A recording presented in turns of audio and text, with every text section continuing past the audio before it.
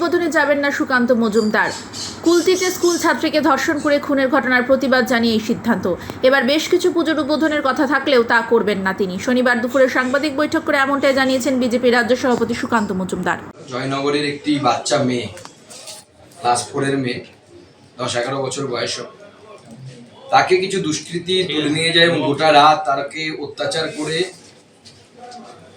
তাকে রেপ করে, তাকে মার্ডার করে ফেলা হয়। আজ সকালে তার পরিবার এবং গ্রামবাসীরা যখন সেই দেহ পায়, তারা প্রতিবাদে ফেটে পড়ে। তার কারণ, গতকাল মেয়েকে যখন পাওয়া যাচ্ছিল না, তখন পরিবারের লোকজন পুলিশের কাছে গিয়ে এই এফআইআর নেবার কথা বলে, কিন্তু পুলিশ কোনো কমপ্লেন বা এফআইআর নিতে রাজি হয়নি। আপনারা জানেন যে বাংলায় এবং গোটা দেশে দেবীপক্ষ চলছে। এই দেবীপক্ষ স্বস্তির নয়। এক, অভয়ার বিচার এখনো হয়নি, তার বিচারের দাবিতে মন ভারাক্রান্ত। অত্যাচারের যাবতীয় তথ্য প্রমাণ নষ্ট করার জন্য যেভাবে দুর্বৃত্তদেরকে বাঁচানোর চেষ্টা হয়েছে, সেজন্য মানুষের মধ্যে আক্রোশ আছে, মানুষ রুষ্ট এই সরকারের উপরে, মমতা বন্দ্যোপাধ্যায়ের উপরে। এবার দেবীপক্ষের মধ্যে যেভাবে জয়নগরের বিজয়াকে নির্যাতন করে, তাকে ধর্ষণ করে মারা হয়েছে, একজন নাগরিক হিসেবে, মেয়ের বাবা হিসেবে আমি ঠিক করেছি যে আমার বহু জায়গায় বারোয়ারি পুজোতে পুজো উদ্বোধন করার যাওয়ার কথা ছিল। আমি মণ্ডপে যাব, কিন্তু কোথাও পুজো উদ্বোধনে যাব না। আমি এইভাবে প্রতিবাদ জানাবো এবং যে মণ্ডপে যাব সেখানে মায়ের কাছে গিয়ে প্রার্থনা করব যে সরকার আমাদের মেয়েদেরকে, আমাদেরকে মায়েদেরকে অত্যাচারের হাত থেকে রক্ষা করতে পারছে না, সেই সরকারকে যেন মা শাস্তি দেয় এবং সেই সরকারকে উৎখাত করার ব্যবস্থা করে।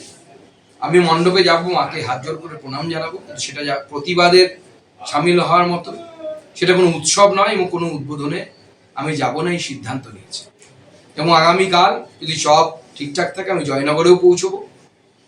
এই অত্যাচারের বিরুদ্ধে প্রত্যেকটি মানুষের প্রতিবাদ করা উচিত। এবং যে ধরনের ঘটনা জয়নগরে ঘটেছে, এটিও শুধুমাত্র সাধারণ রেপ এবং মার্ডারের ঘটনা নয়। এই ঘটনা অত্যন্ত চিন্তার ঘটনা, অত্যন্ত মন খারাপ করে দেওয়ার ঘটনা।